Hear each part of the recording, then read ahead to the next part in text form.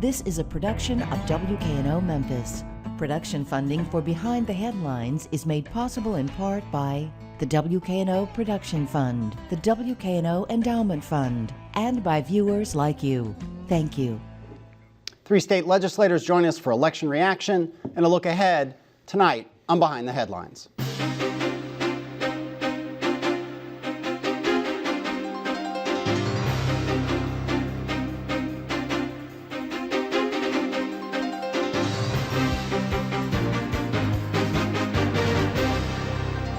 I'm Eric Barnes, publisher of the Memphis Daily News. Thanks for joining us. I'm joined tonight by Mark White from the State House of Representatives. Thanks for being here. Thank you. Sarah Kyle, newly elected state senator. Thank you for being here. Thank you for having me. Lee Harris, also a newly elected state senator. Thanks for being here. Good morning. And Bill Dries, senior reporter with the Memphis Daily News. And so first off, we have to say that we have an imbalanced panel. We have two newly elected Democrats and one Republican. That was more of a logistical thing. Brian Kelsey got sick and so on. So Mark White will represent the entirety of the Republican Party locally and statewide. So thanks for being here. I guess I would start with thoughts on the election. I'm going to go left to right. Thoughts in terms of the local and state impact. We'll stay away from the national, although I guess that has some influence. And I'll start with you, Sarah Kyle. Your thoughts. It was not a great day for Democrats. You are a minority party, but maybe there were some bright points you can look at. Your thoughts? That is correct. We may not be in the majority, but there's a lot that we can do. There's a lot of voices out there that need to be heard. Voter turnout was low. I think that each of us need to work on getting people out to vote. Their voice does make a difference. But we have decided that we're going to work across government lines. I've met a lot of the newly elected county commissioners. I have gotten to know the state representatives, and I think that the city council, which Lee now serves on, Senator Lee Harris, that we can join together, and to the extent government can solve these problems, we're going to do it. Not everything is Democrat, Republican. Okay. And we can strengthen bills even if we're in the minority. Okay. Well, we'll get more into the specifics of that. But again, a big win, a big night for Republicans, again, nationally and locally, statewide. The big supermajority that the Republicans have just strengthened. Your thoughts? You're right. Yeah, well, 73 out of 99. Who would have figured a few years ago? I came into the legislature just 5 years ago. It was a 50 to 48 and 1 independent. It's amazing turnover, but I agree with Senator Kyle is that what we need up in Nashville is people who are willing to research the issues and talk across the political lines and take care of Tennessee and its citizens. So I'm excited. We do have a supermajority of Republicans. The state's really turned over in the last 5 years since I've been there, but I'm hoping that we all work together and just take care of business. Okay. And again, newly elected, a seat that's been held by the Ford family for since 75 or something like that. You're on the city council, and you're still on the city council, although you've said you intend to resign that seat. Some might say, why? You can have more of an impact on the city council than you can up in the state house because of the supermajorities we're talking about. Your thoughts on the election, and why did you jump in? Well, first let me say I am proud to outnumber Republicans, at least today, 2-1. To celebrate this moment. Exactly. So this is a great moment for the Democratic Party, and hopefully it's a sign of where we're going to go in the future. It was a bad election night in a lot of respects. I think it was a bad election night because of what's going on at the top of the ticket. I think nationally there's been a lot of gridlock, and Democrats have been part of that gridlock, unfortunately, in Washington. And people are just impatient. It's not that they don't agree with progressive values. I think they do, but they're impatient about the change, and they hadn't seen things coming out of Washington. Okay. So we took a drubbing nationwide because of that. But I think there is a chance that we'll be able to move forward and work with the Republican Party and get things done. And that why, again, leaving the city council to be in the state house, do you think it's possible to have an effect up there? I think it's possible to have an effect. I mean, I left the city council, or I intend to leave the city council because I want to be the change I want to see in Memphis. And so I think there was some room for improvement. Of course, I ran against an incumbent. You already mentioned that. There was room for improvement. And, I can't sit on the sidelines and watch the city of Memphis and the place I love go in the direction it was going in. So I jumped in. Okay. In terms of I think part of the reaction we want to get is both your agendas and maybe your priorities going into the state legislature, but just, again, commenting on what was on the ballot. And Bill, help me out here. We had 4 statewide amendments, one on abortion, judicial selection, the other 2. We also had questions about basically allowing veterans groups to conduct bingo, games of chance that were there. We also had a state constitutional amendment that explicitly banned a state income tax or a payroll tax. A little bit tricky on the passage of it because it didn't pass with a majority of the votes cast for each one of those. It was a majority of the simple majority of the votes cast in the race for governor. Right, but all four of those passed, and we'll talk a little bit about the impact. Locally, there was the wine and grocery stores, which passed in most of the areas except Lakeland. Except Lakeland. You had it in 6 of the 7 cities in Shelby County, so wine in the grocery Right. stores effective in July of 2016. Right. And then also recapping in the city of Memphis, changes to the way that civil servants can be reviewed, and we'll talk about that and get obviously Lee Harris's point of view. But also, let's see who on the terms of the statewide races. Recap for us the big Republican wins. Not a whole lot of surprises. Governor Bill Haslam was reelected to a second term, and U.S. Senator Lamar Alexander, Republican, was reelected over Gordon Ball. That was a much closer race locally because both candidates campaigned here pretty extensively than it was statewide. Right, and then also Cohen won. Steve Cohen won, the lone statewide Democrat. Cohen and Fincher, And the then Fincher two covers congressional representatives whose districts include Memphis, were reelected. Okay, just kind of the backdrop of the election for those who didn't get it. Let's walk through some of the amendments and what comes next. And we'll start with Amendment 1, which was abortion. The state had, going back in history, had protections. The Supreme Court had ruled that there were protections above and beyond Roe versus Wade. An amendment which we had hoped to have Kelsey on. He was, very much a part of. What comes next? And I'll turn to you, Mark White. What do you expect? What kind of, most people are expecting there'll be some restrictions put in place, maybe like have been done in neighboring states or in other states around the country. What have you heard or what do you know in terms of what will come next? And there was before the year 2000 when Planned Parenthood versus the Sunquist administration, and then when the Tennessee Supreme Court used the Tennessee Constitution to say, no, there's the Privacy Act in our Constitution, so they removed all that. And so Roe versus Wade is the law of the land, and so abortions are of course, illegal. But what the Tennessee legislature, a lot of the conservative movement, that's now 73 out of 99 members are in the Republican Party, they want to be able to regulate it for the health of the mother, really, like clinics, make sure that the clinics have the proper tools and procedures in place if a woman does go to a clinic. So I really see that as a protection of a woman. Does that include some states have done these requirements of admitting privileges that doctors at a clinic, an abortion clinic or a clinic providing abortions, also have to admitting privileges at a neighboring hospital? Is that, you see that happening? Right, they're correct, yes. Okay. And what about waiting periods? That's another. There's been like a 48-hour waiting period. Of course, the admitting privileges, you had to have hospital privileges. Right. And that you have to have. So you expect those, some form of those will likely come forward? They more than likely will, yes. I'll get your take. Your take on those sort of proposals. The bill, the amendment passed statewide. It was actually quite unpopular in Shelby County, but I think it was 2-1 against in Shelby County. Your thoughts on those restrictions coming forward? Well, what struck me first of all about especially Amendment 1 were the commercials where you saw clergy coming together, working together. If we had worked together and talked with one another before any amendments came about to change the Constitution, we may all have a better understanding. It was confusing. We didn't know, I didn't know until today, the Republican position, and I'm glad to hear it from Representative Mark White. He's already encouraged me that we're going to work across party lines, that the discussion there is maybe the safety of the mother. I'm glad to hear that. But seeing the commercials struck me that we had not talked. It was a very divisive issue. Right. But now that it is the law, I hope that we will work on some of the ideas that he is proposing. But I really think we should have sat down, discussed these, explained it to the public before we had moved forward. Because once you put that on to change the Constitution, as an attorney, I'm very careful of messing with the Constitution. It's solvent. Maybe we should have discussed this and we wouldn't be as divisive.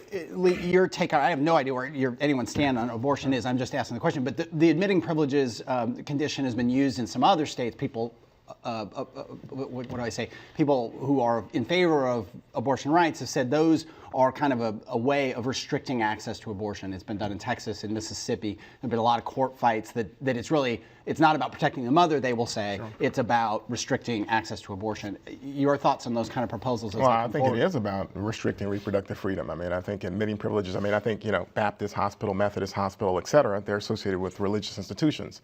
And so it is tough to get admitting privileges at some of those places. And so it will limit the reproductive freedoms of women out there. There's no doubt about it. But I'm glad to hear, just like Senator Cowell said, I'm glad to hear that Representative White said that this is about the health of the mother and so forth.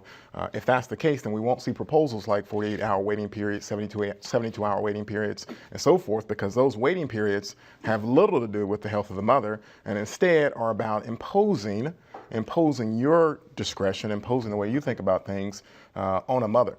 And so the reality is I am very competent, I believe, not I hope, but I don't trust myself, I don't trust Mark White, and I don't trust any member of the Tennessee Assembly to tell a woman what she should do with her body and whether or not she should be a mother, whether the time is right. There are certain limitations on our abilities, and I'll tell that to my Republican colleagues in the Senate, and hopefully some of them will agree with that. Right. Okay, Bill. You each ran for these seats knowing kind of the facts of life in the Democrat in terms of the Democratic numbers there. Let me get your take from each one of you on what you think life is going to be like and why you decided to run for these seats knowing that Democrats are not even close to being a majority there. Well, so there are a bunch of bright spots. I mean, we did take a beating in the election, but there are some bright spots. Senator Cowell mentioned one of them. Progressives came together to launch a campaign against Amendment 1, and that campaign was successful in Shelby County. We saw a lot of progressive groups do that. We did it a little bit late. We should have done it earlier. So there are the seeds of a future for progressives in this state. The other seeds of a future for progressives are in the caucus. We've got 3 new members, Sarah Cowell, myself, and Jeff Yarborough out of Nashville. And all of us bring some energy and some experiences that are unique that hopefully will inform policy. The other thing to mention is you've got 2 experienced legislators, Thelma Harper and Reggie Tate. And they already have relationships and they already know the lay of the land. And so with that caucus, although small, it can be effective. And the seats of disaster, I think, are in the offing for Republicans, because once you have a supermajority, the competition will become probably, I hope that's not the case, it won't be about functional government. Instead, it'll be about how we can out-Tea Party one another. And when that's the discussion you're having, you alienate the vast majority of the electorate because you're trying to, kowtow to a small slice. And the extent they do that with 48-hour waiting periods or 72-hour waiting periods and so forth, it may appeal to that small slice.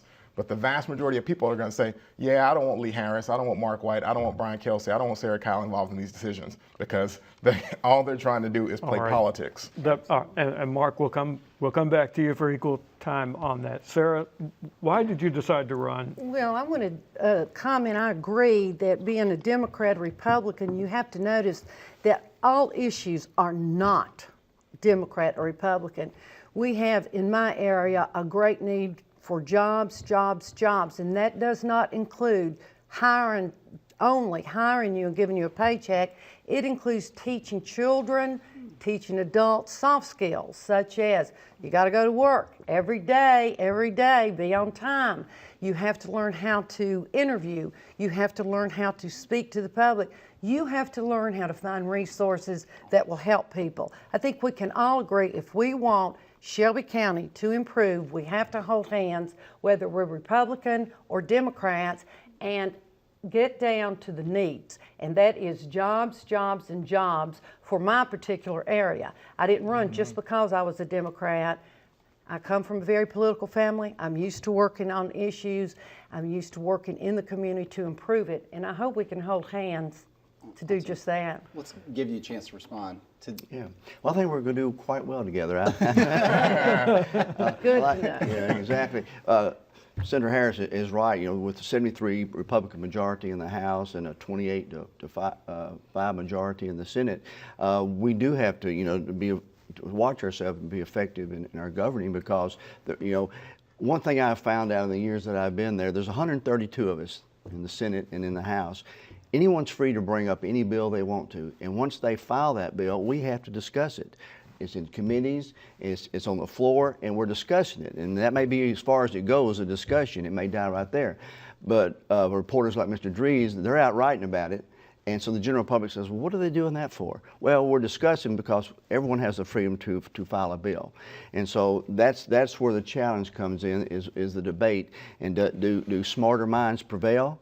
Or do we go all on one side and off the rail? When we talk about the Republican Party, and I use this analogy or this example way too much, but there's a big difference between a Fred Smith, head of FedEx Republican, and maybe an East Tennessee rural, more Tea Party leaning Republican. They may share certain things, but that's a pretty big difference, and I don't think there's anything necessarily wrong with that.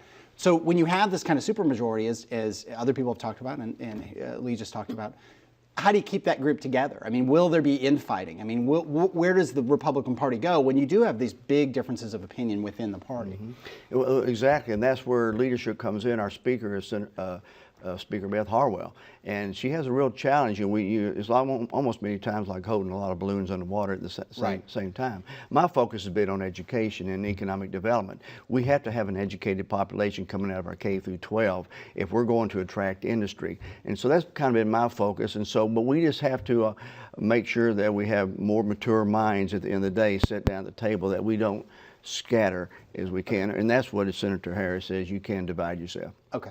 Bill. One of the issues that will be returning to the legislature is Governor Bill Haslam's push for vouchers in schools, and it's called by many different names, but basically it's a voucher program. Where are you on that? Right. And I think that there's a lot of good teachers, first of all, to say that there's fine teachers, private, public, charter. But vouchers is an issue, it's controversial. Should we take monies out of the public school system? I don't believe so. At this time, I don't believe so. I think what you see when the state takes over these schools, that there's added resources from the public. It's making the schools stronger, we're having better results. Why can't we focus on best practices, put it back over here in the public schools? I think what you're seeing is several different areas, charter, the achievement schools are being taken over. You have public schools. They're trying to come together. They're trying to find common ground, and I think that it's my responsibility to focus on what matters. And what matters is educating that kid. Does that mean that they need health care? Does that mean they need foods before they come to school? What does it mean? How can we step in and help? We've got to come together. It may be different in Shelby County than it is in Dixon County, but we've got to come together. It's the need. Yeah. Mark, you mentioned working on education issues.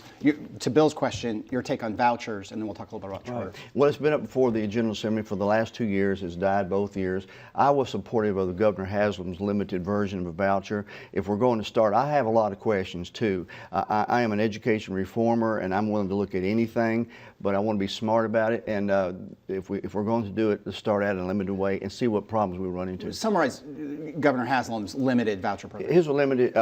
If you have a child in the bottom 5% school, limited to no more than 5,000 students, I think, the first year, and then go up from there. Right. So it would not be just an overall, and there was an income, Yeah, and so in a sense, kind of a pilot program, just to kind of just see how. And let's see what issues we're running into. And your take on that? Senator Kyl mentioned the ASD and the charter, the takeover of failing schools. Your thoughts on how that program is working? Right. Well, I'm a big supporter. We passed that a couple of years ago of the Achievement School District. We have, in Memphis alone, we had 67 out of 85 state schools in the bottom 5%. How many years are we going to continue to let that happen? The state decided we're going to step in. If they stay in the bottom 5%, we're going to look at a different option. Yeah. And you feel like it's going in the right direction? I mean, you're still supportive at this of that, point, absolutely. Because there's some resistance, Lee Harris, Yeah. I mean, to some of these, another wave of Memphis area schools are getting taken over by the ASD. There's some real resistance to that. Your take on the ASD program and the pros and cons? So I represent Fraser on the city council, and Fraser has been ground zero for the ASD, and so I've had a lot of interaction with the ASD and the ASD schools and the teachers and the school leaders and so forth. And I have seen the ASD embraced by Fraser. I represent other communities where the ASD has been rejected, like I represent Douglas and North Memphis and so forth on the city council. The short of it is, I'm for school reform, right? There's got to be school reform, right? It's time out for not trying something. There's too many kids that are struggling and too many kids that are not going anywhere. We've got to do something with respect to them. Now, how far do you go with that? That's another question. Vouchers makes me a little anxious. And why does vouchers make me anxious? It's because vouchers represents, in some ways, the possibility of privatizing schools. And that makes me a little scared because if we start an elaborate voucher program, there will be pop-up schools. People will pop up and say, I have a school, just to get the voucher. And people say that about some of the online schools. Well, in the secondary school situation, there's been a little bit of abuse. A lot of the high student debt levels are actually in some of these schools that maybe aren't kind of worth what they're getting. They're really out there fishing for government money. And some of the charter systems. And I'll also mention one other point is because I'm for school reform, if we're going to do vouchers and so forth, we've got to make sure that the voucher recipients, the schools, religious institutions, that we can actually measure performance. Right. And right now, it's not clear to me that we can because it's a religious institution. And the Constitution kind of sets parameters about how we can go in. Right. Do you share some of those concerns? I mean, is that why you like the idea of the limited? Absolutely, absolutely, because there's a lot of unanswered questions. We've got 5 minutes, 6 minutes left here. And if people are just joining the show, I should point out again that we were trying to have a balanced panel, but Mark White is doing a good job representing all Republicans in the state and locally.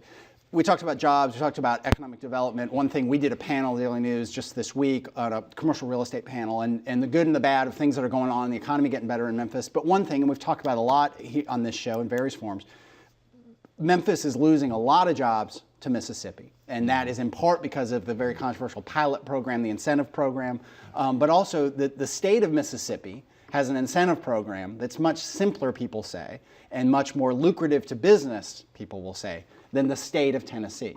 So there's two parts to any incentive plan to get jobs or retain jobs.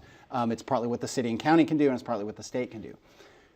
Looking just at what the state can do, does the state need to step in and change its program so that, because a place like Memphis is competing against a different state of Mississippi. And I would think this is maybe something that crosses Democratic and Republican lines because it's about jobs in the Memphis and Shelby County area. Exactly. Well, Memphis is in a unique situation. Arkansas, Mississippi, right here in the corner. Right. And so really the state we have a fantastic Economic and Community Development Department right now, ECD, and they are working on those very issues. You read in the paper the other day, of course, where Tennessee is now #1 state for foreign investment. Companies like Japan and others coming in and investing in our state. But those are issues. Mississippi has really concentrated on this issue, made it much simpler. So we've got a little catching up to do. But our State Department of ECD is really working on this. And I'll just go here. Your take on that? I mean, is there more the state should do in its part of the incentive program and the economic development program? Probably not. I don't know. I mean, I have to know more information, but probably not. I mean, as a general rule of thumb, the state's job with respect to the private sector is to get out of the way, to reduce regulation, to reduce taxes, and to get out of the way. But sometimes we go a little bit further and we start throwing around phrases like, we created this many jobs. The state never created a job. Memphis City Council never created a job.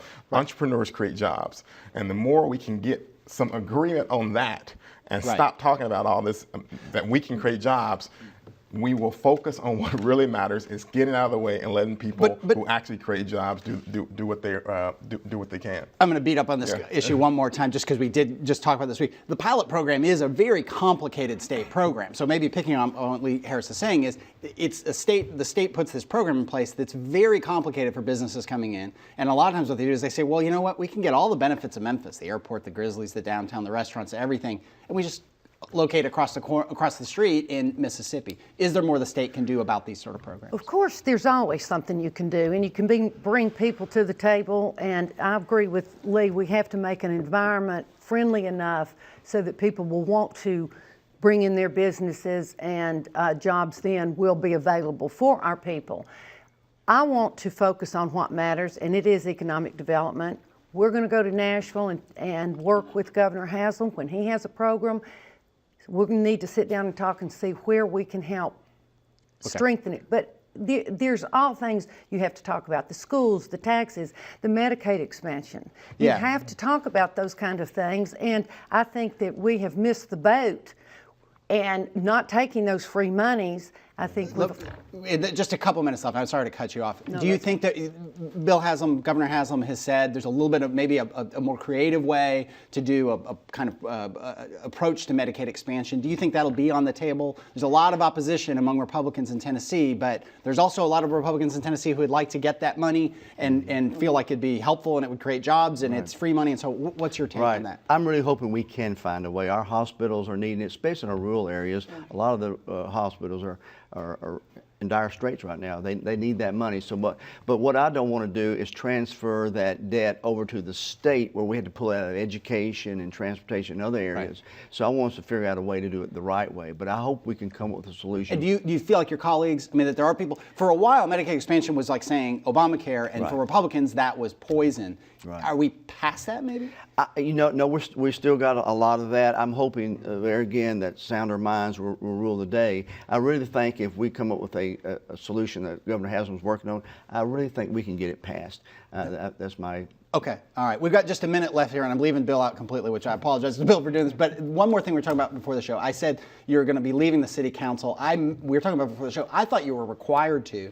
We talked, you're not required to, but you are going to leave the city council and just focus on being a state senator. Why is that? I'm leaving the city council, before the swearing-in ceremony. As I said when we started, I think I don't want to be a greedy politician. I think there's some greedy politicians out there. One elected office is enough for me.